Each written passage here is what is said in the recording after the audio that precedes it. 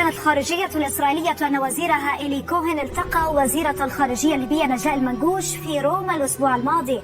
قال كوهن إن اللقاء الذي وصفه بالتاريخي بحث إمكانية التعاون بين البلدين ويعتبر خطوة مهمة لبناء العلاقات. وأضاف أن إسرائيل تمنح أولوية وأهمية هائلة للعلاقات مع ليبيا. نذهب إلى القدس ومعنا من هناك مدير مكتب العربية في فلسطين زياد حلبي. زياد، مرحبا بك معنا في هذه النشرة الإخبارية.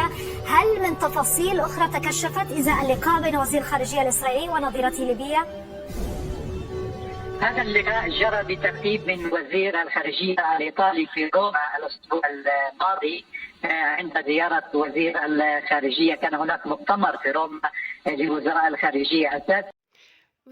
السلام عليكم خاوتي وخياتي، ان شاء الله كامل راكم مليح. الموضوع اليوم اللي راهو صاير متداول عنده يومين هو تطبيع الدولة الليبية. الدولة الليبية حسب الأخبار وحسب المضمون ما طبعت، وحسب ما نعرفوا أخلاق الليبيين، وحسب الثورة اللي داروها على جال تلك وزيرة الخارجية الليبية باللي ما طبعت مع كوهين وزيرة أيضا الكيان الصوص. انا ما نقدرش نقول عليهم بلد، ما همش بلد وما همش دوله، وعمرنا ما نعترفوا بهم مدى الحياه، وحتى بعد موتنا ان شاء الله اولادنا واولاد اولادنا الاجيال تاعنا عمرهم ما يستعرفوا بهم.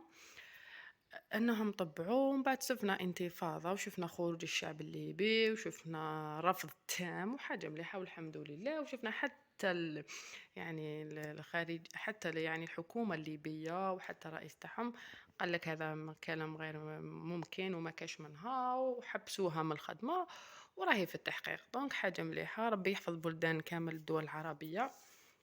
ما هيش سهله اخت خاوتي، والله ما هي سهله، وكاين صوص ما يحبسوش. وديروا في بالكم اي بلد يطبع معاه راح يدير فيه قاعده عسكريه، وما تنسوش بلي هذو هم حدود الجزائر، يعني الهدف الرئيسي تاعها هي الجزائر. علاش راني نقول لكم حنا مستهدفين وبزاف ناس راهم يضحكوا، حسبات لهم لعبه، حسبات لهم ماشي ماناش نقصروا برك والشعب الوحيد كما قال الرئيس وكما احنا كما نقولوا الشعب الوحيد اللي ما على بالوش بقيمه بلاده. والله ما على بالكم بقيمه بلادكم، وما على بالكمش صح واش فيها الجزائر وشنو هما خيرات بلادكم للاسف.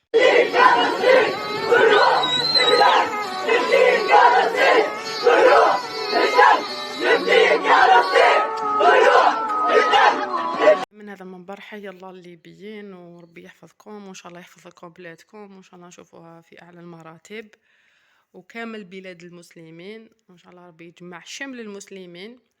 عندي واحده النقطه برك نضيفها بخصوص كاين ناس كتبوا لي في الكومونتير وبحثوا لي ليليانا على هذاك الانسان اللي درت البارح جوب اللي زعما يهضر في نو خاوتي، فرق اني انتقد على روحك السياسه، انتقد انا ننتقد بلادي، وفرق بين انسان يعاير وانسان يتهجم.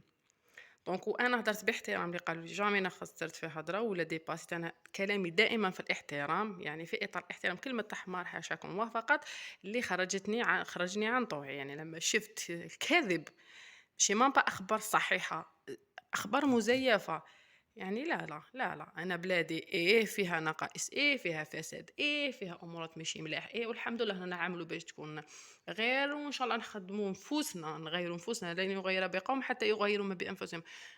نغيروا نفوسنا قبل ومن بعد نغيروا ان شاء الله البلاد. ولكن يجي انسان براني يبدا يشتم ويهزأ ببلادي، هذه ابدا عمرها ما تكون. حنوني ناس الشهداء ماتوا باش يعطوني بلادنا، باش نكرمها، باش نعززها، باش تكون فخر تاعي، ماشي باش يجي حوثاله كيما هو يشتم لي بلادي. مستحيل نتقبلها، ابى من ابى وكره من كره. كل واحد عندكم لسانكم، ديروا انتم ثاني فيديو وهضروا. بلادي هذه سبحان الله، بلادي بحلاوتها بمرارتها بايجابيتها بسلبيتها تبقى بلادي، نحبها نموت على الجزائر سبحان الله. بلادي ما كاش اللي يبدلها عليا، بلادي بلادي في الدم تمشي سبحان الله. وفرقوا بين البلاد وبين العباد، فرقوا بزاف بين البلاد وبين العباد، فرقوها. هذه بلادي، انا جزائريه ونموت جزائريه حتى النغام ونموت وانا جزائريه، ابى من ابى وكره من كره، وما نديش جنسيه من غير الجزائريه سبحان الله. دوك تبدلوا في الوطنيه تاعي بلادي. يا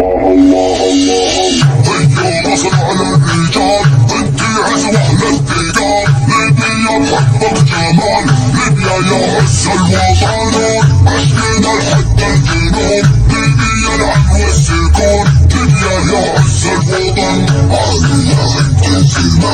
وفي الاخر نعطيكم واحد المعلومه مؤكده، قال لك اكثر من 70%، سمعوا مليح، 70% من الادمغه العربيه زعما تاع بلدان العرب راهي تعمل في الخارج. هنا تفهموا بزاف صوالح، كي نعطيكم هذه النسبه تفهموا بزاف صوالح.